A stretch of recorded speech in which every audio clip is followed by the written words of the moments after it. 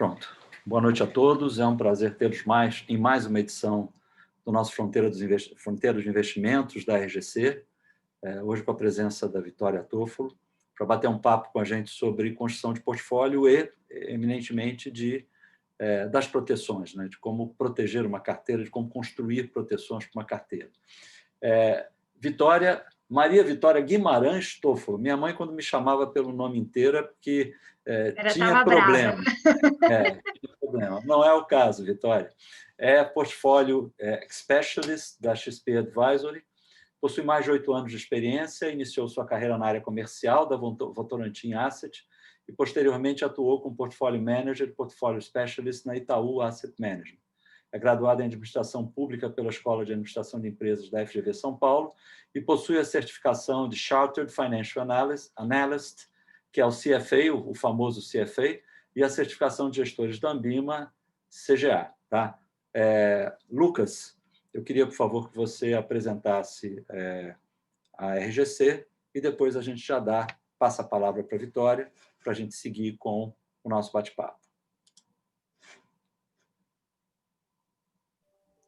Tá no Lucas, mute. você está no mudo, Lucas. Pronto, já desativei. Obrigado, Ricardo, Vitória, todos os participantes. Estamos mais uma vez juntos para fazer esse trabalho de geração de conteúdo e conhecimento na parte de investimentos. A RGC é uma empresa com mais de 13 anos de história, já temos aí um legado bastante interessante, clientes que nos acompanham durante todo esse período e tendo como objetivo ajudar cada um de vocês a cuidar do patrimônio. E a gente fala que temos aí duas estratégias, uma estratégia de geração de riqueza e outra estratégia de preservação de riqueza. Para cada perfil, para cada realidade, a gente vai trabalhar aquilo que mais se adapte, aquilo que seja mais interessante. Nessa perspectiva de preservação de riqueza, Vitória entra para falar de um tema muito importante, que é o tema de proteção de portfólios. Vitória, seja bem-vindo. Por favor, a palavra está com você. Bom, boa tarde a todos. Obrigada, Lucas. Obrigada, Ricardo, pelo convite, pela presença de todos nesse fim de tarde. Acho que a gente tem bastante conteúdo e assunto interessante para poder falar. O Ricardo apresentou um pouquinho da minha história, mas acho que também vale explicar onde eu estou hoje, né? Espera que tem alguém pedindo para entrar. Eu trabalho hoje na XP Advisory, né, que é uma das gestoras do grupo responsável por fazer toda a gestão de mandatos exclusivos de grandes clientes. E aí, a partir do momento que a gente entende, né, qual que é o objetivo do cliente, qual que é o horizonte de investimento, né, que eu acho que é um trabalho muito importante que é feito até inicialmente para entender como que está distribuído todo o patrimônio, liquidez, previdência e etc. A partir desse momento a gente entra para entender qual que é o perfil do investidor, seja de uma pessoa física única, seja de uma família, e a partir daí a gente vai construir uma solução de investimentos. E aí, para a gente construir, deixa eu só desligar aqui esse outro computador, senão vai ficar tocando. Para a gente construir essa solução de investimentos, a gente assume algumas premissas importantes, né? Tem todo um conceito, uma equipe profissional para construir portfólios. E acho que esse trabalho inicial de construção de portfólios já é uma defesa, né? Querendo ou não, que eu acho que é até um dos assuntos aqui que a gente tem recebido muitas demandas. Porque antigamente, para o investidor, isso já era um pouco mais comum lá fora, né? Mas antigamente o investidor brasileiro ele estava acostumado, e vocês já devem ter escutado bastante isso, né? O investidor brasileiro ele estava acostumado a alocar 100% dos seus recursos em renda fixa. Você tinha um retorno muito alto, baixíssima volatilidade, então você tinha portfólios muito concentrados. Hoje, que esse ambiente ele é diferente, né? A gente está com esse nível de juros mais baixos e a gente acredita que mesmo que tenha um ajuste nos próximos anos, essa taxa de juros suba ali para 3, 4, 5%, ainda é um nível baixo para o nosso histórico. Então, cada vez mais se faz necessário uma diversificação, onde você tem outras alternativas de geração de resultado, né? Que a gente fala são outras fontes de retorno. Então, você vai trabalhar a renda variável, você vai trabalhar o multimercado, mesmo dentro de renda fixa, né? Você tem outras oportunidades, não só na pós-fixada, pré-fixada, inflação, e também, hoje, a gente tem alternativas de, mesmo no Brasil, incluir uma diversificação internacional, que é um papel muito importante dentro desses portfólios. Então, eu vou passar aqui para vocês alguns slides, né? A gente tem um material bem completo, mas eu acho que exemplifica um pouquinho do trabalho que a gente faz, tá? Então, para vocês entenderem esse trabalho inicial que a gente chama de asset allocation, então, que a gente constrói com os nossos clientes. Então, o primeiro trabalho de construção de uma alocação estratégica, o trabalho de seleção de gestores e ativos, que também é muito importante, não adianta que a pessoa falar, eu estou super diversificada, eu tenho 5 fundos de investimento. Não necessariamente você está alocado em 5 fundos quer dizer que você está diversificado, né? Se aqueles gestores eles têm a mesma estratégia por trás, você pode estar correndo o mesmo risco, o mesmo fator de risco que a gente olha. E aí, por fim, também, um trabalho de alocação tática, né? Porque a gente constrói os portfólios, né, as carteiras dos nossos clientes, olhando, tendo uma perspectiva de médio a longo prazo, mas não é que a gente parte de um investimento inicial e não faz mais nada. Não. A gente, conforme, né, os cenários que a gente vai discutindo, a nossa equipe, as perspectivas que a gente tem e os preços dos ativos, a gente vai, eu falo que surfar essas ondas mais curtas, né? Seja para montar uma defesa de investimento, se eu estiver mais preocupado, e seja também para aproveitar uma oportunidade, né? Por exemplo, ali no auge da crise, quando os preços de diversos ativos alcançaram mínimas, foram oportunidades de compra, né? Então, a gente olhar isso com bastante cuidado e com bastante parcimônia, né? Construindo portfólios sempre balanceados. A ideia, eu até acabei não trazendo, não tem esse slide aqui, mas assim, não sei se vocês já chegaram a ver, quando a gente olha a performance de diversas classes de ativos ano a ano. Então, você vê ali que tem anos que a Bolsa Brasileira ela tem a melhor performance. O dólar fica no meio, índice de renda fixa, né, ficam intermediários, e o CDI fica por último. Como foi, por exemplo, o ano passado, né? Tem anos que a Bolsa Brasileira tem performances negativas, né? Então fica na última posição, o CDI, né, na época que era 12%, 14%, ficava lá em cima, e outras classes no meio de ativo.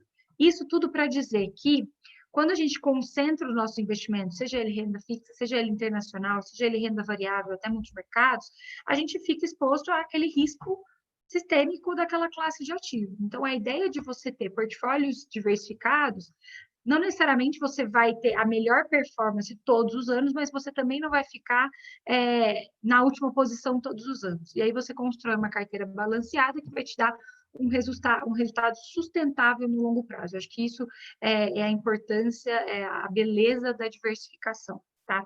Desculpa, é que só, como eu estou como host, a gente está piscando aqui para mim para eu aprovar umas pessoas, tá? Então, eu estou aprovando, Vitória, não se preocupa não, tá? Tá bom. Então está piscando aqui para mim, eu falei, não sei se eu aprovo ou não. Pode Mas seguir. assim, um ponto antes de eu seguir aqui com a apresentação, vocês fiquem super à vontade, tá? Para me interromperem, fazerem perguntas. Acho que a ideia aqui, até com um ambiente mais dedicado para alguns clientes, a gente ter essa troca rica aqui de conteúdo, tá bom? Então, como eu estava falando, esses são os 3 principais pilares do nosso trabalho, né? A construção de uma alocação estratégica. Então, o que é isso? Basicamente, é quanto que eu vou ter em cada uma das classes de ativos. Quanto que eu vou ter em renda fixa, quanto que eu vou ter em renda variável, quanto que eu vou ter em multimercados, quanto que eu vou ter em renda fixa pós-pré-inflação, internacional, renda variável e renda fixa, os multimercados, alternativos, né? Se discute muito hoje participação de alternativos. E aqui a gente tem todo um trabalho de construir esses portfólios. Então, a gente vai entender qual que é a performance, não só no curto espaço de tempo, né? Mas olhar séries longas, não só isso, olhar a volatilidade, e mais um aspecto importante, que é como essas classes de ativos, elas se correlacionam entre si, né? Qual que é a dinâmica entre elas? Que isso é o mais importante. E a gente chega no que a gente chama para diferentes níveis de risco, né? Porque aqui a gente tem clientes mais conservadores, mais arriscados, tem uma diversificação grande. Aí você fala assim, aí a gente chega numa alocação que a gente acredita ser eficiente. Só que aí você fala, Vitória, tá bom, mas e aí, você rodou essa alocação com base no passado, né? Quem diz que isso vai se repetir? E aí, o que a gente faz com isso? A gente incrementa também, né, para chegar nessa definição de alocação estratégica, que a gente chama, a gente incrementa as nossas perspectivas. Então, a gente atribui ali para cada uma dessas classes de ativos algumas premissas para esse portfólio. E outro ponto também, a gente vai rodar esses portfólios em diferentes cenários. A gente é um pouco mais técnico, mas a gente roda uma simulação de Monte Carlo que vai rodar a performance dessa carteira para mais de 1000 cenários. E aí a gente vai ver não só a probabilidade de ganho dessas carteiras, mas também a probabilidade de perdas. Para ter a sensibilidade, fazer uma análise de sensibilidade para entender, será que essa família, será que esse cliente, num evento como foi, por exemplo, fevereiro e março, teria aguentado uma perda de 10%? 10%, dado o contexto que aconteceu? Teria. Mas demorou 2 anos para se recuperar. Então, a recuperação foi um pouco lenta. A gente tem que mexer alguma coisa nesse portfólio. O contrário também. Ele perdeu menos 10, mas recuperou em 3 meses. Então, acho que está um portfólio balanceado. Isso, claro, não é um evento específico, mas a gente olha em diferentes janelas, tá? Que é aplicar no final um senso, digamos assim. E aqui, nesse estudo, a gente nem incrementa, né, o que o Ricardo tanto me questionou antes daqui da preparação, que são as proteções, as alocações táticas, tá? E aí aqui eu chamo a atenção, a alocação tática, ela é muito importante, muito importante. Só que, às vezes, a gente diminui também a importância da alocação estratégica, que é aquela alocação inicial.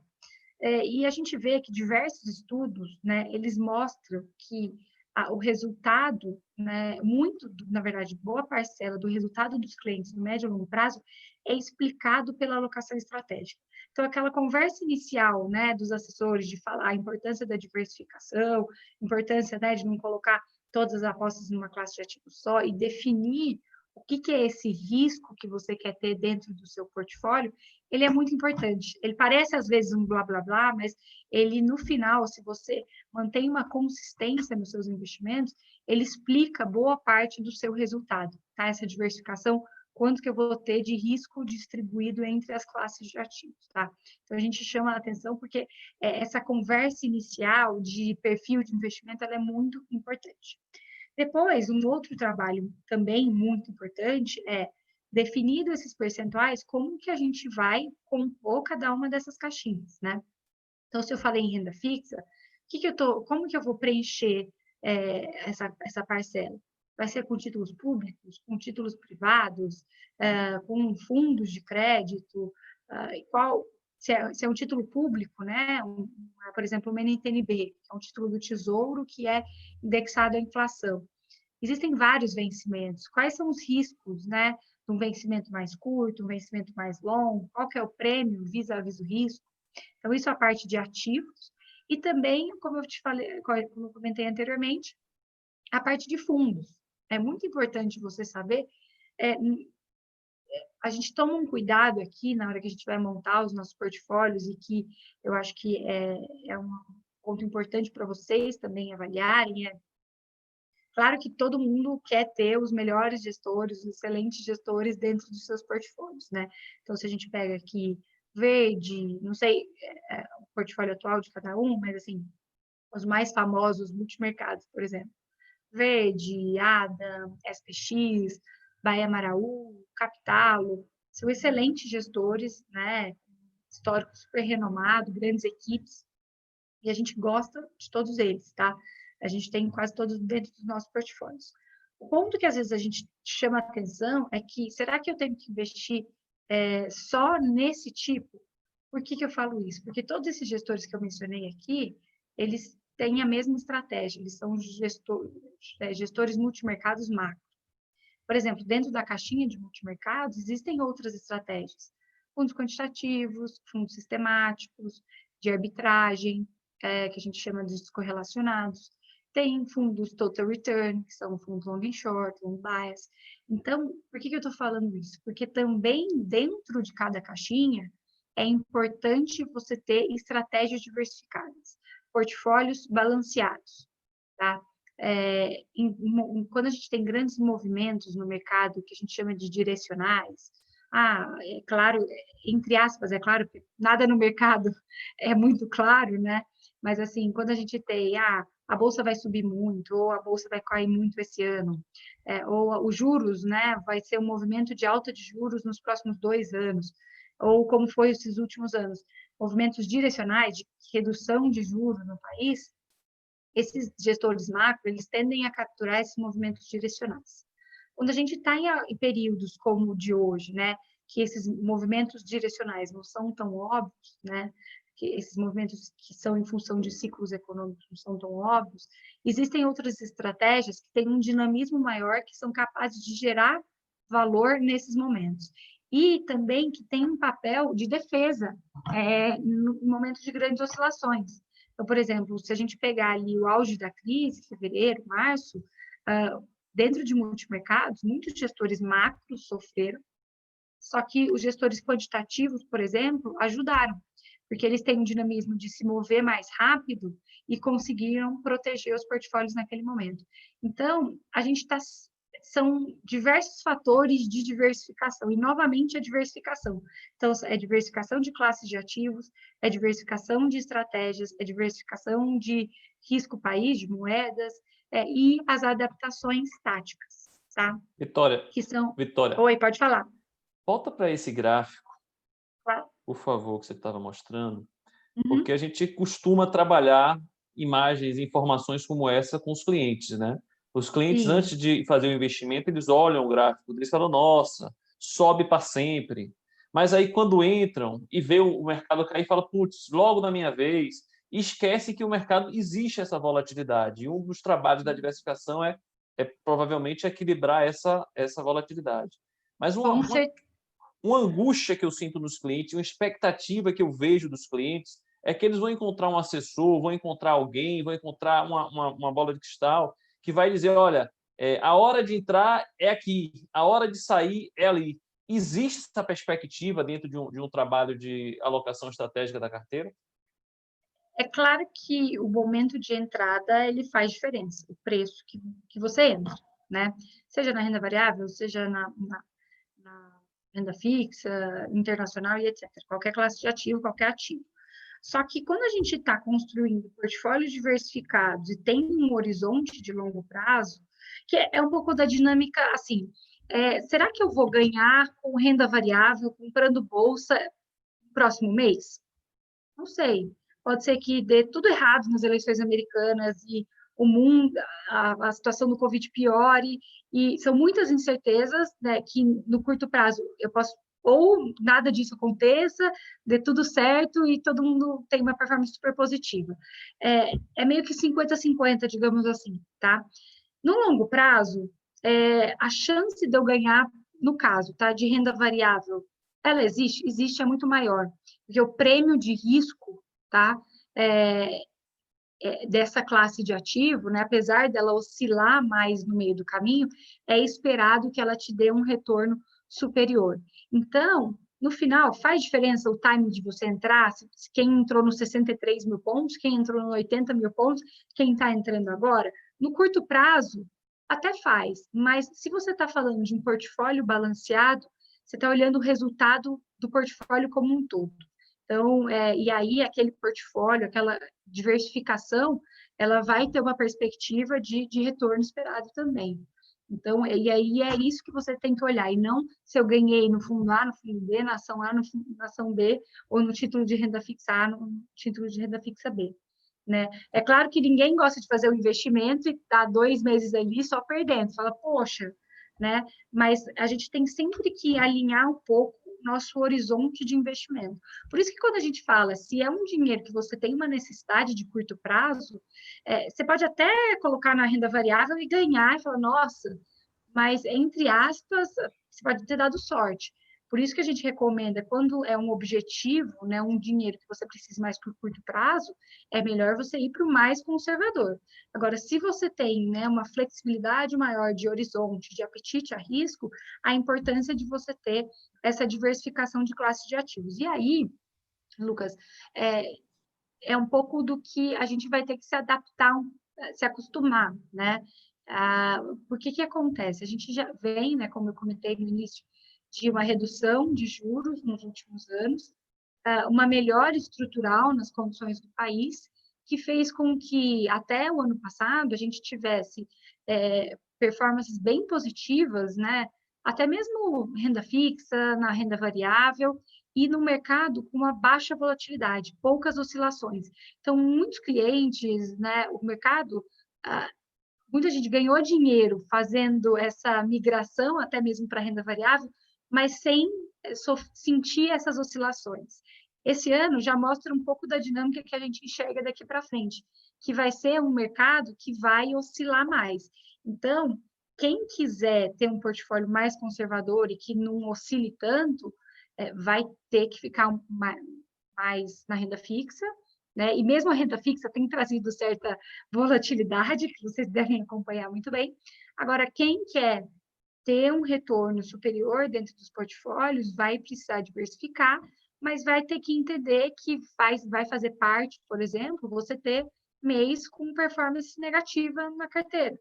E que tudo bem, né, eventualmente, porque pode ser que você esteja posicionado para um mês que você vai recuperar aquilo. E se você tem a ideia de manter esse portfólio, né, por um prazo maior, é esperado que essa combinação ela entregue um resultado. Então, acho que isso é um pouco da dinâmica que a gente enxerga e que a gente implementa aqui nos nossos portfólios, né? Por exemplo, trazendo um exemplo real para vocês aqui. Na época da crise, o ano passado, uma das nossas maiores apostas estava na renda variável, né? A gente tinha uma expectativa de um ano bom para o país, de uma recuperação um pouco melhor do que a gente vinha tendo, né, nos últimos anos, de crescimento econômico. Ninguém esperava que a Selic fosse chegar a 2, mas a gente contava com um nível mais baixo de juros, então a perspectiva era positiva. A gente já tinha algumas proteções, né? Porque ninguém esperava, obviamente, a Covid e tudo que ela repercutiu, mas tinha alguns eventos que nos preocupavam. Então, a gente tinha algumas proteções e a gente estava alocado em, por exemplo, em renda variável, em gestores de renda variável. No ápice da crise, tiveram clientes que solicitaram resgates, vamos diminuir o risco, né? Não quero ter esse tipo de investimento na minha carteira. Tiveram. Só que o que aconteceu? Esse tipo de investidor, ele saiu dessa classe de ativo e no momento de recuperação ele não participou. Quem, entre aspas, fez essa diversificação, entendeu o movimento que estava fazendo e teve, entre aspas, estômago para aguentar aquela perda, ele participou dessa recuperação. Apesar de ter sido uma recuperação rápida, né, acho que também ninguém esperava essa recuperação dos mercados, dos portfólios de maneira tão rápida, é um pouco dessa dinâmica. Então, assim, se você tem estômago, nem a palavra mais certa você tem estômago, você tem que estar confortável com o nível de risco que você tem no seu portfólio, né? Você ter Então, 20, Vitória, vou fazer claro, uma observação. Você tocou num ponto importante, que é a consciência do risco que você está disposto a correr. São duas coisas exatamente. diferentes. Uma coisa é a sua capacidade, né, Isso. de assumir risco, e a outra é a sua tolerância real a risco. E o que a gente notou é que muitos clientes não sabiam qual era a sua tolerância real ao risco, mesmo se manifestando de uma forma clara como, não, eu aguento, né?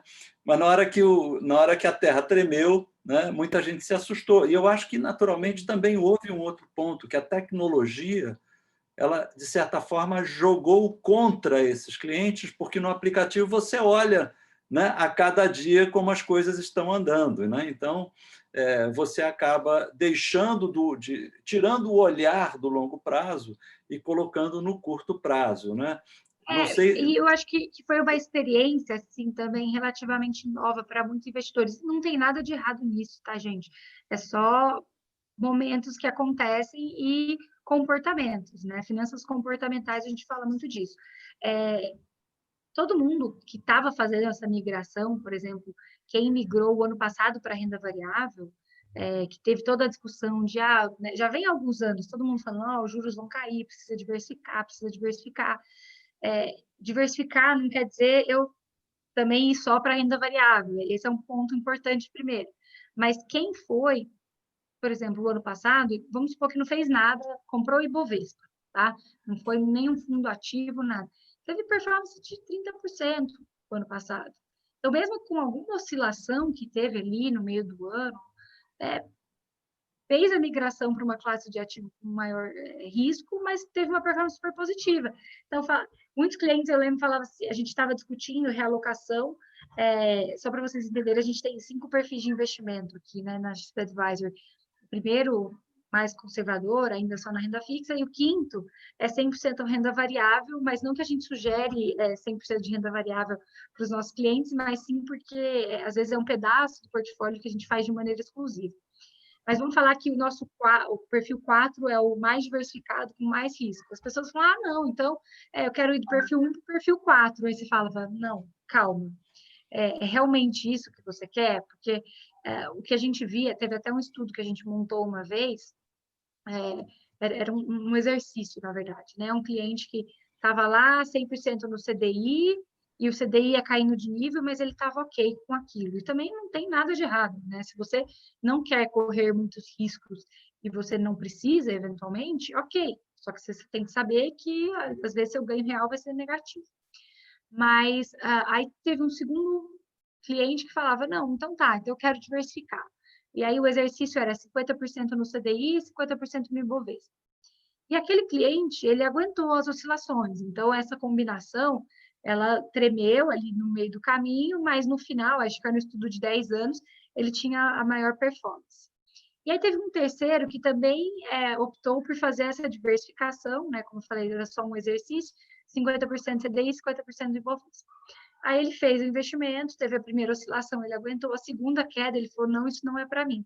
E voltou para o 100% CDI. E na hora que ele volta e acumula isso, ele teve uma performance menor do que se ele tivesse ficado só no 100% CDI. O que eu quero dizer com isso? Eu acho que muito em linha com o Ricardo falou. Essas movimentações de diversificação, a gente sempre fala, é importante, é necessário, mas ela tem que ser feita com cautela e que o investidor esteja confortável com aquilo, né? Então, por exemplo, a gente tem histórico aqui das nossas carteiras, né? Vitória, nesse caso aí que você está Claro. falando do CDI com o Ibovespa, é necessário que sejam feitos rebalanceamentos. Se eu tenho uma carteira Também. CDI Ibovespa, na hora que a bolsa cai 50%, eu tenho que diminuir o CDI e aumentar o Ibovespa para novamente Sim. balancear a carteira. É assim que eu aproveito da alta. Agora, para que eu faça isso lá em março, quando todas as notícias, todo mundo está dizendo que o mundo vai acabar, eu preciso ter uma confiança muito grande e uma segurança naquilo que eu estou fazendo.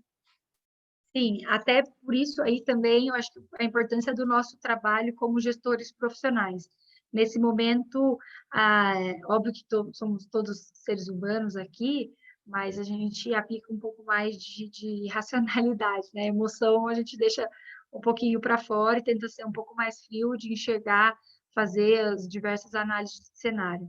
Então, é mais ou menos isso. Acho que é uma discussão que a gente pode, né, ter aqui infinita, mas hoje é muito importante você, então, ter essa diversificação, não só na renda fixa, na renda variável, mas estratégia de multimercado, como eu falei, alocação internacional. Hoje, você tem diversas opções de fundos, de estruturas, mesmo no Brasil, você conseguir ter essa diversificação, e até mesmo de moedas, né? Que acaba sendo uma das proteções. E o que eu falei aqui, Vitória, só para... Oi. Só eu sei que você vai seguir, mas eu quero... Não, claro. Chamar Nesse atenção. ponto que você falou, não, nesse ponto que você falou, nós fechamos agora uma primeira lógica desse nosso bate-papo, que é, bom, a primeira forma de se proteger, né, de ter proteções, é pela diversificação. Então, a gente enxerga que a diversificação funciona como uma estratégia real de proteção. Tá? Mas isso leva o indivíduo a buscar um determinado conjunto de classes de ativos para interagirem dentro da carteira. Então, você colocou renda variável com CDI. Você pode ter renda variável, renda variável Brasil versus renda variável lá fora. Né? Então, o que eu quero dizer é que a organização desse portfólio depende de cada um, e a forma de comprar a proteção através da diversificação também é uma característica de cada um. Nós temos clientes aqui que estão participando conosco, que são pessoas que têm um foco em renda variável exclusivamente, né? E um deles, especificamente, que é um cliente que está aqui, ele está em renda variável Brasil, e ele está com uma grande parte recém-comprada em renda variável internacional. Internacional. Né? Porque é uma forma de construir proteção também, porém, né, é renda variável. Não existe certo ou errado, existe uma alocação dada a partir de um interesse, de um viés de cada cliente. A lógica ela é relativamente simples, né? Então, assim, pensa que você comprou uma única ação, sei lá, um banco. Aí, a segunda ação que você compra, você está diversificando, mas é um outro banco. Ok, você diversificou, mas talvez não seja a diversificação ideal. Aí, você começa a diversificar em setores. Aqui é um pouco da mesma lógica que a gente faz, só que são classes de ativos, estratégias. Aí, na parte de renda variável, vai ter essa lógica de diversificação de empresas. Então, trazer essa riqueza e também, só que sempre tomando cuidado para essa diversificação não eventualmente dobrar meu risco, né? Que a gente tem que sempre analisar esse ponto. Aqui, só para vocês entenderem, né, eu trago, por exemplo, dos nossos portfólios aqui, esse é o nosso perfil intermediário, tá? E aqui, só para vocês entenderem, a alocação estratégica, né, aquela que eu mencionei no começo, que a gente tinha em 2019 e que a gente tem agora em 2020, que a gente trabalha, que é a coluna cinza. Então, esse portfólio, ele vai ter aqui, estrategicamente, 17,5 impostos fixados, que aí aqui a gente vai ter tanto a parcela de liquidez dos nossos produtos, dos fundos exclusivos, das carteiras, quanto também utilizar spread de crédito para adicionar aqui retorno nessa parcela. Pré-fixado, a gente não tem estruturalmente, mas a gente tem uma banda, né, um espaço para taticamente se posicionar. A parcela de inflação, né, soma aqui 12,5. Então, a gente pode ver que é um portfólio super diversificado, mas que ainda tem uma alocação relevante aqui em renda fixa. A parcela de multimercados, 35%. Só que lembrando que esses 35% estão diversificados também em estratégias que eu mencionei anteriormente. Renda variável, a gente aumentou do ano passado para esse. Então, esse perfil, tá, que a gente está mostrando, tem 20%. E aqui, em gestores ativos também, né? Isso é importante. São gestores que não necessariamente, quando a gente fala em renda variável, a gente está falando em Ibovespa. Pode ser que uma parcela dessa minha alocação seja em Ibovespa, mas não necessariamente ela é toda em Ibovespa. O que eu quero dizer com isso, Vitória? Não entendi nada. Ibovespa não é renda variável. Vamos falar. Quando a gente está falando de renda variável, não sei se é de conhecimento de todos, né? Você tem índices que foram criados para os investidores terem referência, né? Então, você cria uma metodologia, né, com empresas de tal tamanho, que negociam tantas vezes, que vão fazer parte desse índice. E aí, diariamente, compõe, ele pega o resultado dessas empresas, o percentual delas, e esse é o índice Ibovespa. Aqui no Brasil tem outros índices, o IBX, né, o Small, são características, cada índice vai ter uma metodologia própria, e a mesma coisa acontece lá fora, tá? O S&P tem uma metodologia, o MSCI tem outras, e etc. Por que eu estou falando isso? Porque quando a gente olha, e aí, como eu falei, cada índice tem a sua metodologia, não necessariamente aquela metodologia, dependendo do cenário, dependendo do movimento que a gente está vendo de mercado, é a que a gente quer estar posicionado. Então, se a gente pega hoje a composição do índice Bovespa, a gente está falando de uma alta concentração em bancos, em empresas ligadas a commodities. Será que é isso que eu quero estar posicionado na minha parcela de renda variável? Aí a gente tem uma discussão, né, de equipe que hoje a gente prefere estar mais concentrado, né, então um número menor de empresas de maneira geral, mas em empresas onde o nosso call e dos gestores que a gente trabalha, né, eles têm um grau maior de convicção. Então, eventualmente, até mesmo, por exemplo, existe uma dificuldade grande hoje no varejo, né, dadas as condições da pandemia e todos os efeitos, mas, eventualmente, existem boas empresas no varejo que são capazes de enfrentar tudo isso e se sair fortalecidas. Então, às vezes, eu quero ter uma empresa dessa. Dentro de banco, será que eu quero ter todos ou quero me posicionar em um que, dado o valuation deles, existe uma oportunidade? Infraestrutura, se eu acredito no Brasil, será que eu não quero ter uma parcela de alocação nesse setor?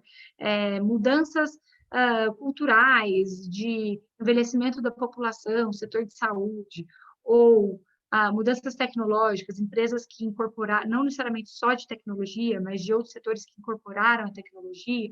Então, a gente está sempre discutindo aonde a gente quer estar posicionado, né, para preencher também essas caixinhas. Depois a gente tem uma alocação aqui, né, nesse perfil. Aqui são as classes de ativos que a gente costuma trabalhar, tá? A gente vai ter uma alocação em renda fixa global. Embora seja global, os fundos que a gente utiliza nessa parcela, eles não têm exposição cambial. Aqui, nada mais é do que a gente está buscando uma diversificação regional na parte de crédito. Depois tem renda variável internacional. E aí, aqui, quando eu falo de renda variável global internacional, não é só Estados Unidos, né? Eu acho que cada vez mais se faz necessário você ter exposição a outras regiões, né? Claro que a gente quer estar posicionado nos Estados Unidos, as empresas que são negociadas lá, mas por que não empresas europeias também, asiáticas, que eventualmente vão enfrentar toda essa situação que a gente está passando, né? Esse ano mais rápido. Então, e também de formas diferentes, né? Eu posso ter empresas de tecnologia, posso ter empresas mais conservadoras dentro do portfólio, então a gente está sempre buscando diversificar. E aí, essa outra classe que a gente adicionou recentemente nos portfólios, que é uma classe de alternativos, e aí aqui a gente tem hoje uma alocação em ouro. E já também falando, Ricardo, no ponto que você destacou, né, de proteções, quando a gente fez essa reavaliação das alocações do ano passado para esse, e que a gente aumentou, querendo ou não, um pouco o risco dos nossos portfólios, né? A gente aumentou renda variável, a gente Brasil, e a gente aumentou renda variável internacional, a gente falou, bom, estamos aumentando, mas queremos ainda ter um portfólio balanceado. Então, a gente tem essas outras classes de ativos, e a gente incorporou outros fatores que têm um papel também de defesa, que a gente chama de hedges naturais, que aqui é tanto a parcela de ouro quanto a exposição cambial. Se a gente pegar essas duas classes de ativos, elas têm exposição ao dólar, que a nosso ver, olhando o risco dos nossos portfólios, também é uma proteção. Mas falar, Vitória, mas nesse nível de câmbio faz sentido ou não faz? Aí a gente também pode implementar a nossa gestão tática, de que, bom, se, não sei, acontecer um cenário pior, o dólar se aproximou de 6, eu quero diminuir minha exposição, também posso fazer. O real se valorizou, então voltou ali para 4,90, 4,80, quero comprar mais dólar. Então, a gente também consegue, taticamente, mover esse fator de risco que, querendo ou não, hoje, dentro dos nossos portfólios, é um fator de proteção, né? Essa exposição cambial. Então, Vitória, voltando a esse ponto, é um ponto importante, porque, claro, apesar da gente... O Fernando até falou no último bate-papo nosso que a exposição internacional ela deve ser muito mais estratégica do que tática, né? Porém, não é o caso específico da exposição à moeda, né? Ela pode ser estratégica, mas ela assume, num determinado momento, um viés tático em função da situação do dólar. Por exemplo, se a tendência é de aumento da Selic, provavelmente a gente pode ter uma resposta do dólar com uma apreciação do real, então cabe aí um ajuste, cabe uma alocação. Mas é importante essa divisão, né? Quando ele diz internacional, o viés é estratégico, certamente, mas a defesa via moeda ela é estratégica, mas tem um olhar tático também que a gente tem que estar atento, não é correto? Exatamente isso. É um pouco da dinâmica de quando a gente está falando de investimento internacional, que antes era muito comum, né? Como você não tinha muitas alternativas aqui no Brasil, quem podia fazia a transferência do câmbio. E aí todo mundo falava, não faz tudo num dia só, faz em várias etapas. É um pouco dessa dinâmica, da gente tomar o cuidado com o nível de câmbio que a gente quer ter dentro dos portfólios. Determinado nível, eu quero ter mais, então eu aumento a minha exposição. Se o real se valorizar, eu posso aproveitar, né, para aumentar, dependendo do meu cenário, ou se o dólar se valoriza, eu posso reduzir. Então, é uma discussão que a gente tem aqui e vai basear, é muito uma combinação da carteira como um todo, dessa diversificação. Se eu aumentei o risco numa ponta, desculpa, Lucas, só finalizar aqui, o raciocínio. Se eu aumento o risco na minha ponta, óbvio, dependendo do meu cenário, eu posso não fazer nenhuma proteção, que eu acho que a oportunidade é muito clara, ou eu aumento o meu risco aqui, mas eu faço uma proteção caso aconteça algum evento inesperado. Então, um pouco dessa lógica. E uma dessas proteções pode ser via câmbio ou pode ser via opções que a gente costuma utilizar bastante. Pode falar, Lucas. Quando você bota aquele slide anterior, que você tem aquelas classes de ativo, você está trabalhando ali aquelas classes porque você, antes de desenvolver essas classes, você projetou um cenário. Tá? E você sabe que se esse cenário acontecer, alguns ativos que estão aí nessa carteira vão se dar bem, mas outros ativos certamente não vão se dar bem. Só que eles estão aí por quê? Porque se o cenário não acontecer, são eles que vão te proteger. Por exemplo, o câmbio. Um cenário muito positivo de bolsa, de renda variável subindo muito, é bem provável que o câmbio perca alguma coisa. Mas e caso aconteça algo negativo, diferente com renda variável, é exatamente esse câmbio que vai te proteger.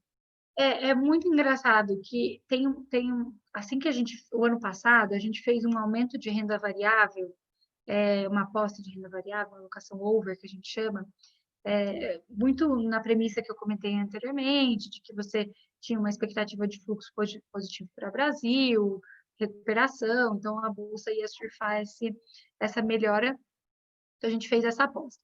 Só que, ao mesmo tempo, como tinha alguns riscos, né, inerentes, a gente falou, bom, vamos montar a proteção e vamos fazer uma posição aqui comprada no dólar. O que era a ideia?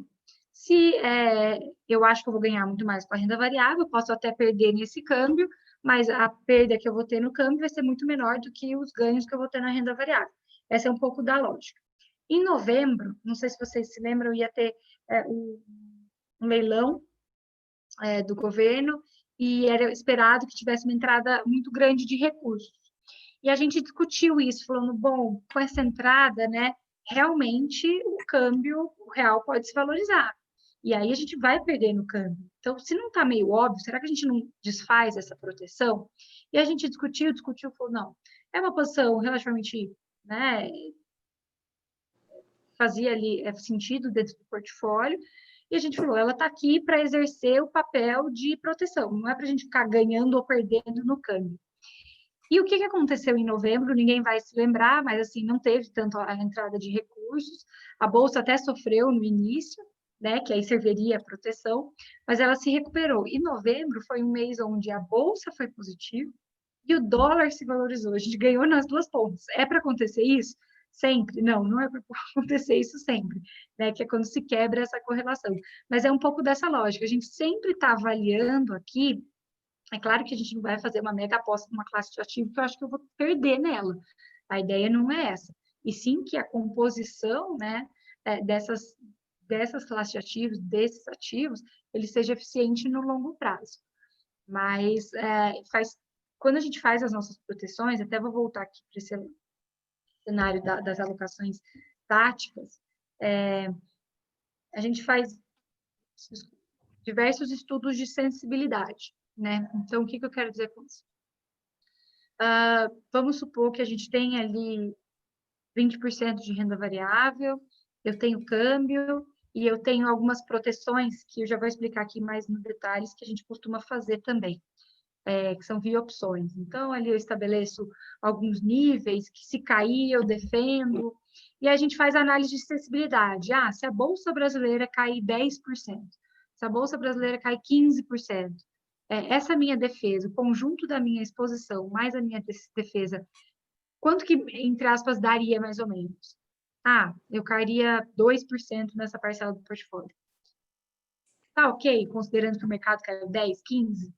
Tá, então essa proteção ela está sendo eficiente. E o lado contrário? E se a bolsa subir 10 e subir 15? Essa minha defesa que eu vou montar no meu portfólio, quanto que ela vai, entre aspas, comer dessa recuperação? Né? Então, a gente está sempre fazendo os exercícios nas duas pontas.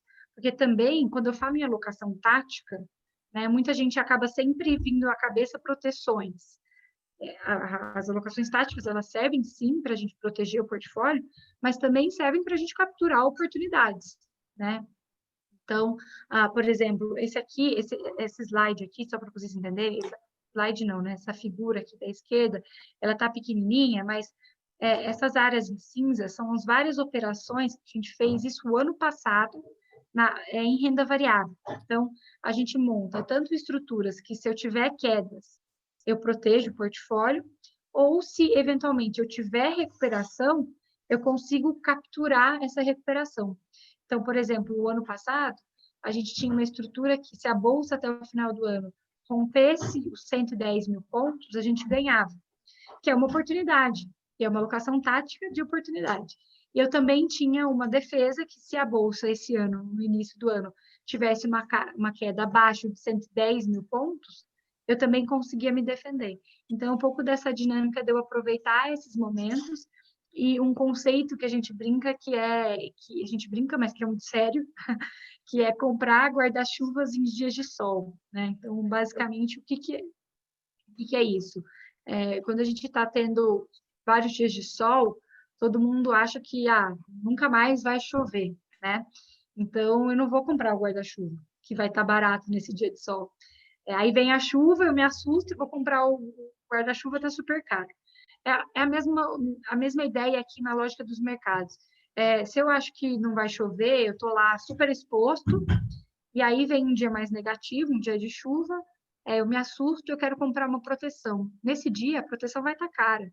E aí também ela já perdeu o sentido, né? Porque eventualmente a bolsa já caiu, a taxa já abriu, né, de renda fixa. Então, é sempre importante a gente buscar antecipar esses movimentos e fazer sempre a análise de, bom, tá barato, mas quanto isso tá barato? Mas isso vai me custar, mas quanto que vai me custar? Então, a gente está sempre fazendo esses exercícios para buscar proteger os nossos portfólios quando tiver quedas, né? Mas também estar posicionado para, quando tiver essa recuperação, a gente está posicionado. Vitória, talvez Claro? para muitos não tenha ficado muito claro que proteções seriam essas. Você falou em opções, que proteções para não só segurar a carteira se o mercado cair, também que tipo de estratégia você coloca para poder potencializar o ganho quando o mercado sobe, né? Que é o que passa pela cabeça todo mundo que já viveu e que todo mundo que está aqui viveu a crise do Covid, né? Vai lembrar dessa história por muito tempo. A gente tem gente assistindo a gente que ganhou um bocado de dinheiro, né? Por conta do Covid, por conta de proteções. Estava protegido por uma outra coisa e, na hora que se despencou, né? O mercado despencou, acabou conseguindo realizar lucro. Mas o interessante é que esse não é o objetivo da proteção. O objetivo da proteção não é ganhar muito dinheiro com a queda. Defender. Mas isso é uma exceção, mas é defender efetivamente. Se você puder falar um pouquinho, explicar um pouquinho para o pessoal como são as proteções e como é que você constrói elas. Aqui, depois eu posso enviar, tá, esse material para vocês. Até, aliás, agora a gente vai ter amanhã o nosso comitê, né, para novembro, e a gente vai atualizar todos esses materiais. A gente pode enviar para vocês tanto o de agosto quanto o de novembro atualizado. Mas, basicamente, aqui reflete, então, a pizza de alocação, aquele slide anterior que eu mostrei, como a gente está posicionado, né? Então, apesar, né, de todas as dificuldades de curto prazo, o cenário estrutural, nossas perspectivas, elas são construtivas. Por quê? A gente acha que vai ter uma continuidade do ambiente de juros baixos no mundo inteiro. E aí isso a gente enxerga como uma oportunidade para outras classes de ativos e para diversificação. Então, a gente quer estar posicionado, tá? Só que no curto prazo, como a gente sabe, existem vários riscos que já vêm movimentando os mercados nos últimos meses, né? Seja lá fora, eleições americanas, né? Tudo que vem acontecendo, a pandemia também, segunda onda, fechamento ou não. E no Brasil, a gente brinca que é fiscal, fiscal, fiscal e agenda de reformas, né? Então, para o curto prazo, o que a gente faz? eu quero estar posicionado, então eu não quero vender um fundo, quero vender uma posição. Só que como eu quero me proteger, a gente busca criar algumas operações mais táticas via derivativos. A gente faz isso através de um fundo nosso que chama XPA Tático, que a gente monta estruturas, né, que, como eu falei anteriormente, tanto para defender, né, caso a gente tenha essas oscilações mais negativas, ou até mesmo para, caso tenha uma recuperação, por exemplo, como a gente viu esse mês, eu também participe dessas recuperações. Então, aqui no caso do Ibovespa, a gente já fez diversos, tá? Depois a gente tem até um resumo. A gente fez muitas operações dessas ao longo do ano passado, ao longo desse ano, mas hoje o que a gente tem dentro dos nossos portfólios? A gente tem uma put spread, tá? A gente faz diversas estruturas que, se eu tiver uma queda do Ibovespa, né, abaixo de 100 mil pontos, até 90 mil pontos, eu consigo me defender. E essa operação aqui, por exemplo, ajudou muito a gente montou ela no final de julho. Se vocês lembrarem, julho ainda foi um mês bem positivo para a Bolsa. Os mercados começaram a ficar mais negativos em agosto e setembro, né? Então, como a gente montou lá atrás, voltando à história do guarda-chuva, ela ajudou bastante a gente, tá? Nesse período, nesses 2 últimos meses um pouco mais turbulentos. E aí, adicionalmente, no mês passado, a gente montou uma estrutura de put só, put seca, para um risco mais, que a gente chama mais caudal, né? O que é a lógica aqui? Bom, a primeira, a gente fazia vários exercícios. Tá em 105 mil pontos a bolsa, caindo 5%, caindo 10%. O que mais ou menos poderia chegar o Ibovespa, tá? Aqui a gente faz as proteções para o Ibovespa mesmo. Então, a gente montou essas estruturas, então a gente conseguia ter uma lógica mais ou menos de mínimo e máximo. Se a gente tem uma ruptura fiscal, algo desse sentido, né, não é o nosso cenário base, mas, né, as chances elas aumentaram na virada do mês passado, você pode ter uma queda que você não sabe aonde é o limite, né? Se vai cair abaixo de 90 mil pontos, se vai para 85, se vai para 80, se volta para 63 mil pontos, que a gente viu ali no auge da crise. Acho que o seu tem alguma dúvida? Consegui, Vitória. Tá bom. Então, o que a gente fez? A gente montou uma estrutura que eu fico defendida, tá? Abaixo de 87 mil pontos. Então, aqui é uma dinâmica que a gente está sempre estudando. E, por exemplo, quando a gente foi fazer essa operação, a gente fez, como eu falei, análise de sensibilidade, né? Quanto que essa posição me defende, quanto que ela representa dentro do meu portfólio, né? Porque eu não faço isso, eu faço isso dependendo do risco ali para 5%, né? Que esse XPA tático geralmente está dentro dos nossos portfólios. Eu faço uma vez, 2 vezes ele, depende um pouco do cenário. E aqui também, por exemplo, para montar essa estrutura, para eu comprar essa defesa, tem um custo, né? Então, a gente analisa também quanto que a gente está disposto a pagar para ter essa defesa e, eventualmente, eu monto posições contrárias aqui, digamos assim, para financiar. Então, por exemplo, eu vendo uma call, né, que é uma estrutura um pouco mais técnica, mas eu vendo uma call e aí com essa venda dessa opção eu ganho, entre aspas, um recurso que eu compro essa proteção, ou pelo menos eu barateio ela, tá? Então, um pouco dessa dinâmica. E o contrário é verdadeiro também, né? Então, aqui essa parte cinza que a gente tem hoje para a Bolsa Brasileira são operações que, se a gente tiver até o final do ano uma recuperação, e a gente montou ela bem lá atrás, ali finalzinho, começo de abril, final de março, começo de abril, a gente também se alavanca, entre aspas, tá? Então, eu ganho se a Bolsa Brasileira até o final do ano ficar entre 95 e 105 mil pontos, e até mesmo se a Bolsa alcançar os 110 mil pontos novamente, eu consigo também ter um ganho. Então, a gente está sempre fazendo essas estruturas, reavaliando, todas elas que a gente tem no portfólio atualmente vencem no final do ano, mas não necessariamente eu preciso carregá-las até o final do ano. E aí, né, uns 2 meses atrás também, a gente fez essa estrutura para a Bolsa Americana, né, muito na expectativa de possíveis ruídos com as eleições, a gente montou uma estrutura que, se o S&P tivesse uma queda, né, abaixo ali dos 3.200 pontos, a gente também defendia a carteira.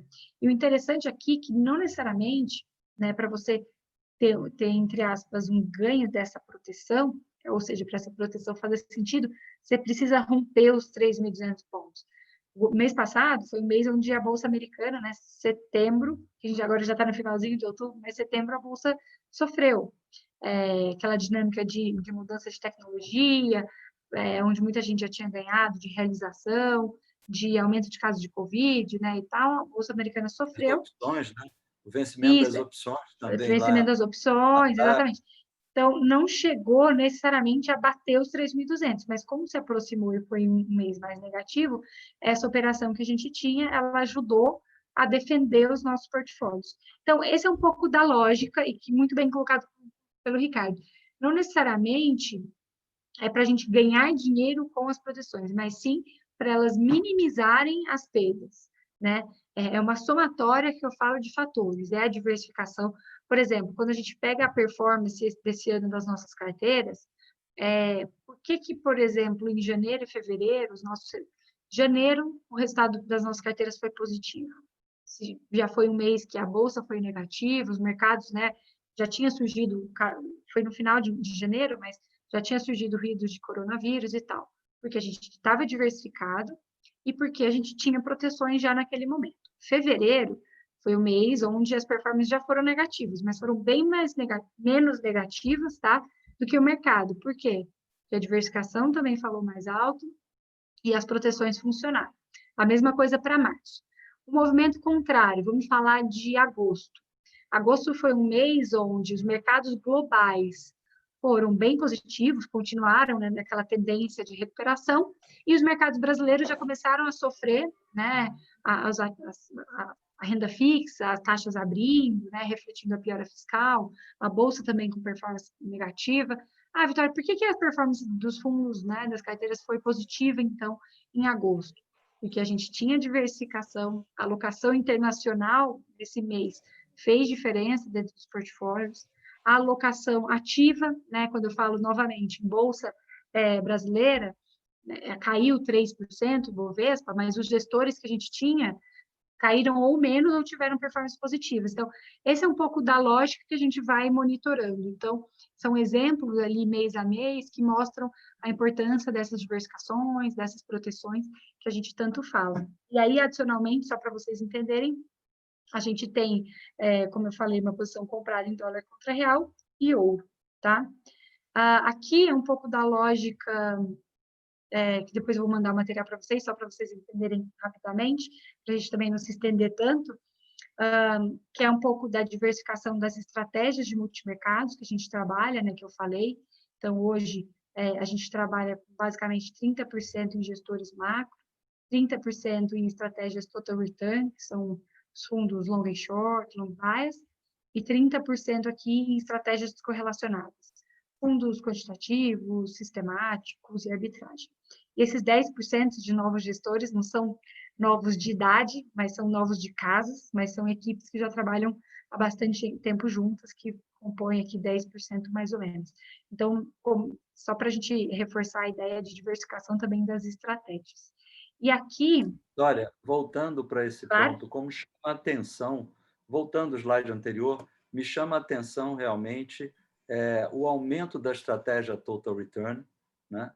E do descorrelacionado, exatamente num momento como esse que a gente está vivendo, a importância da gente ter no portfólio as estratégias Total Return e olhar a descorrelação, né, como um elemento importante de proteção das carteiras, na construção das carteiras. Né? Com certeza, é porque tem um porquê, né? Esses fundos, eles têm um dinamismo e uma agilidade maior. Então, não necessariamente eles precisam ficar 100% comprados, eles podem ficar vendidos, eles podem, o que a gente chama de virar a mão, né? Trocar de posição mais rápida. Então, é importante você ter esse tipo de estratégia, como eu falei, quando você não tem esses movimentos direcionais de mercado, tá? Então, sim, a gente ainda tem os gestores macro, a gente gosta, né? São excelentes gestores, renomados, a gente gosta de ter na carteira, mas essa estratégia hoje ela perde um pouco de espaço para outras novas estratégias que a gente acha importante ter dentro do portfólio. E aqui eu só queria passar por essa última mensagem aqui, que é a parcela de internacional, né? Que também, quando a gente está falando de diversificação global, a gente não está falando só de Bolsa Americana, só de S&P. É claro que hoje ainda quando a gente pega aqui, só para vocês entenderem, a gente uniu os nossos investimentos globais e explodiu ele, né, em regiões, né, em países e em setores. É claro que ainda assim boa parte está nos Estados Unidos, né, mas a gente já traz uma diversificação de outros países, então, europeus, como tem Reino Unido, 7%, você vai ter outros países aqui, 5% Suíça, você vai ter China, né, 4,5%, a França, 3,4%, então já tem essa diversificação atualmente dentro dos nossos portfólios, e a gente está fazendo um estudo para buscar novas alternativas, né, para buscar novas soluções, ainda mais no sentido que eu mencionei, que a gente acha que a região asiática ela vai enfrentar toda essa situação mais rápido do que a gente, né? Por exemplo, a China já é esperado entregar um PIB positivo esse ano. Então, e aí, né, importante, quando a gente está falando de China aqui, o que a gente está buscando não é a mesma China que a gente tem aqui, atualmente, no portfólio. Vitória, como assim? Hoje já existem empresas chinesas, as grandes de tecnologia, Alibaba, Tesla, etc., que já são negociadas, né? Muitos gestores globais já têm essa alocação. E, querendo ou não, são empresas mais, entre aspas, globais. O que a gente está buscando aqui são empresas de dinâmica de consumo interno da China, né? Então, a gente até olhou alguns gestores que, por exemplo, as principais empresas são empresas de saquê, empresas eu esqueci, de um tipo de molho de soja deles. Então, é dinâmica interna, porque a dinâmica nesses países também está mudando, né? Os fatores de crescimento nessa região tá vindo de consumo interno mesmo. Então, a gente quer capturar, e aí, como que a gente faz isso? A gente vai buscar gestores renomados que têm equipes de analistas próximos dessa região. Por que isso? Porque assim como, por exemplo, um gestor, um analista brasileiro, ele, entre aspas, entende mais a nossa jabuticaba, né? A dinâmica de algumas empresas nossas, como funciona a economia brasileira, faz diferença também você ter esses gestores e analistas próximos dessa dinâmica asiática, né? Que é uma dinâmica totalmente diferente. Tudo bem que hoje, né, com a quantidade de informações que a gente tem, todo mundo consegue estudar e se aperfeiçoar e entender um pouco. Mas a gente acha que ainda esse fator de proximidade, de entender essas dinâmicas, faz diferença nos resultados. E aí a gente tem feito parceria com diversos gestores globais. E aí, incrementando mais uma vez, né, mesmo na caixinha de global, incrementando mais diversificação. Então, quando a gente fala global aqui, não é só Estados Unidos, né? Acho que isso é importante colocar. Então, eu acho que basicamente esse trabalho que a gente faz aqui diariamente, discute tanto os mercados internacionais, né? A gente tem equipe da XP Advisor que fica nos Estados Unidos, Europa e Brasil, então a gente está esmiuçando, né, todos esses mercados, falando com gestores, também enriquecendo, né, esse conhecimento.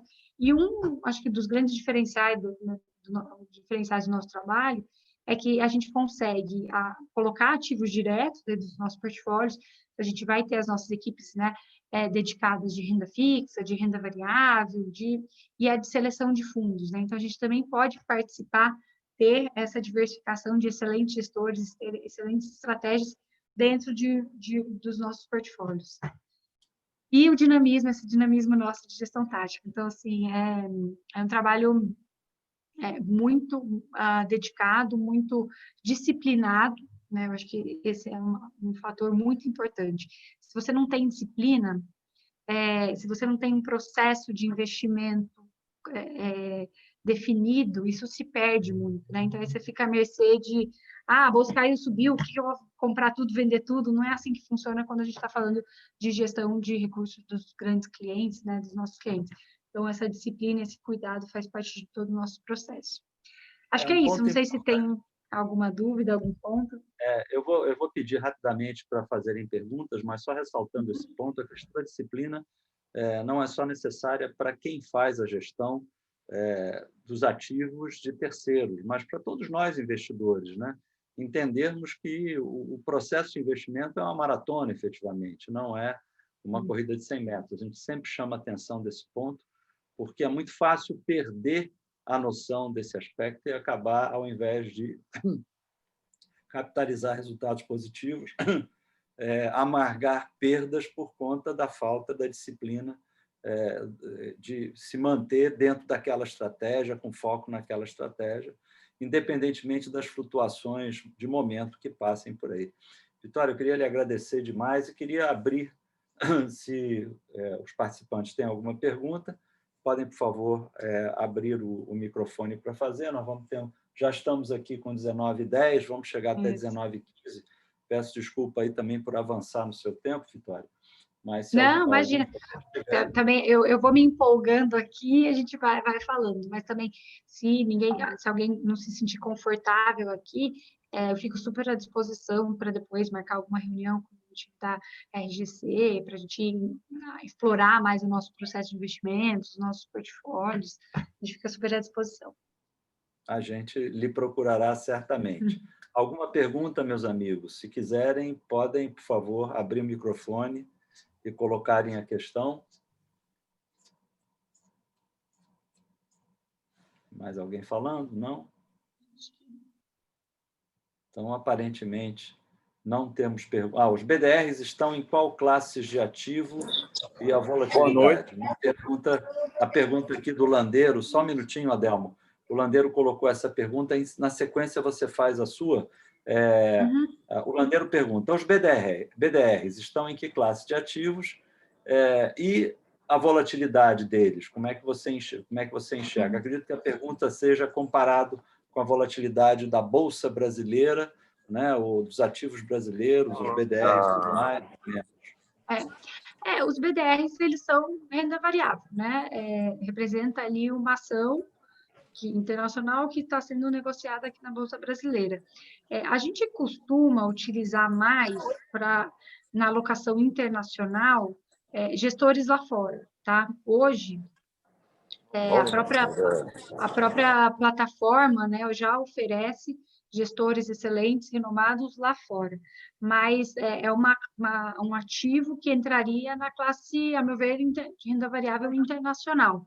E a volatilidade, aí renda variável, né? Então, você vai estar ali exposto ao risco daquela empresa específica, e aí depende muito da característica da empresa, mas, eventualmente, ela vai ter uma volatilidade mais parecida com uma ação mesmo, tá? Mas na parcela de renda, e eu acho que, assim, o BDR, toda a ampliação, né, que teve recentemente, ele vem com uma alternativa interessante para os clientes pessoa física, tá? Mas dentro dos nossos portfólios hoje, a gente tem uma preferência por utilizar, porque o que acontece? É um pouco da lógica que a gente tem aqui para ações brasileiras, né? Eu prefiro ter uma carteira diversificada de empresas, então a gente utiliza gestores em vez de comprar ações só específicas, mas já é uma oportunidade aqui de diversificação para a sua carteira. O Alceu, acho que agora tinha uma o Adelmo que queria fazer uma pergunta, em seguida o Alceu levantou a mão. Vamos lá, Adelmo. Boa noite. Boa noite.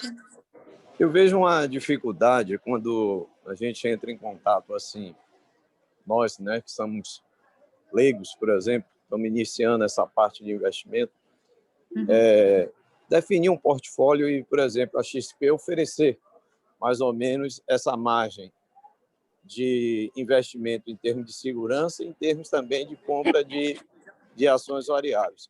Como é que vocês podem melhorar isso para nós que somos clientes? Eu acho que... tentar entender, Vitória, um pouquinho. Pode falar. Adelmo, claro. a questão do portfólio, isso está muito vinculado ao volume de recursos que você tem investido, né? Porque, a depender do volume, você tem acesso a um portfólio mais diversificado, por uma questão de precificação dos próprios ativos e tal. Isso a gente está à disposição de vocês para ajudar. E a XP faz um trabalho excelente, inclusive todos os portfólios estão disponíveis dentro da plataforma de conhecimento da XP, da Expert, e qualquer um pode acessar. Se você quiser, depois eu posso lhe ajudar a acessar isso, lhe mostrando exatamente o caminho, tá, Adelmo? Mas, inclusive, também não só portfólio de investimentos em fundos, mas existem os portfólios de ações também, que são sugeridos pela XP, né? Sim. E, assim, do nosso trabalho, tá? A gente, na XP Advisor, a gente tem um foco de fundos exclusivos e carteiras administradas, e recentemente a gente lançou fundos que a gente chama de abertos, que você pode alocar diretamente, e que cada um desses fundos replica um perfil diferente. Então, tudo isso que eu falei, de diversificação, de classes de ativos, né? Então, renda fixa, renda variável, multimercados, internacional, vários gestores.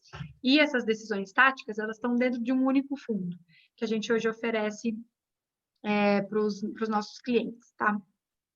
Isso é bem interessante, porque tendo uma quantidade menor de recursos, você consegue acessar as mesmas carteiras que hoje os clientes de alta renda acessam a partir desses fundos que foram desenvolvidos Exatamente. pela XP Advisor. Beleza. Alceu, pode perguntar. Me ouve? Sim. Sim, lhe ouvimos. Não, a questão é bem prática.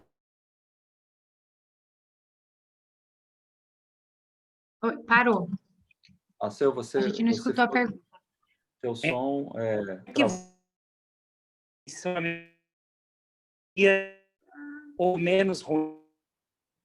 Tá falhando. Problema, Alceu. Não estamos conseguindo lhe ouvir, né?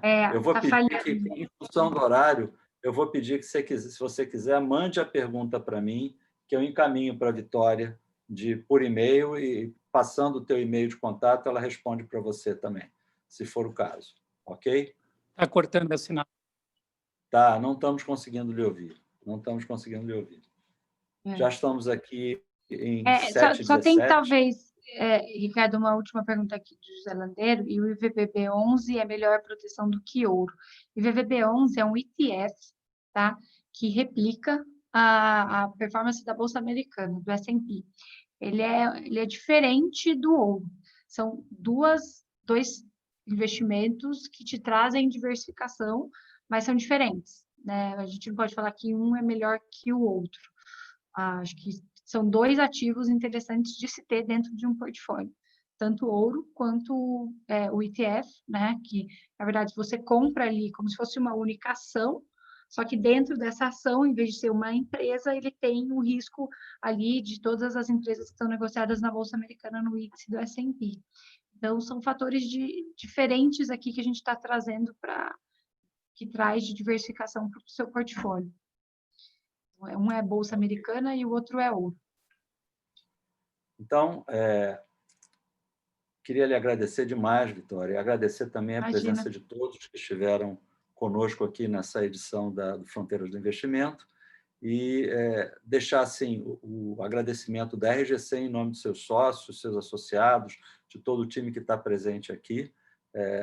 Mandar também um grande abraço para os nossos clientes, e um grande abraço para o Rogério também. Mande um grande abraço para ele quando você o encontrá-lo. Você está trabalhando home office, né? Eu estou home office, ele está no escritório, e amanhã eu vou para o escritório, então eu vou encontrar ele fisicamente amanhã. Diga que nós da RGC mandamos um grande abraço para ele também. E, Alceu, não esquece de mandar a sua pergunta para mim, que aí a gente encaminha para a Vitória. Tá bom? Exatamente. Obrigada a todos. Obrigada a todos pela participação, a RGC pelo convite mais uma vez. Tá, um grande abraço, Vitória. Muito obrigado a todos. Uma boa noite. Tchau, tchau.